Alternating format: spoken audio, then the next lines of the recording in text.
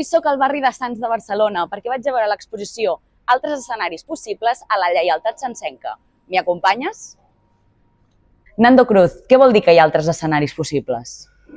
Vol dir que qualsevol lloc d'aquesta ciutat és un escenari en potència, qualsevol espai es pot convertir en un lloc on fer-hi música un cop l'any, un cop a la setmana o un cop al dia. Per exemple, aquesta imatge d'aquí, això on és? Això és un espai que es diu Inusual Project, això està al Raval, i és un lloc on es van organitzar durant una temporada unes jams feministes. Aquest espai només era per elles, per aprendre, per equivocar-se i per agafar consistència per després anar tirant amb les seves bandes. I realment era una cosa extraordinària.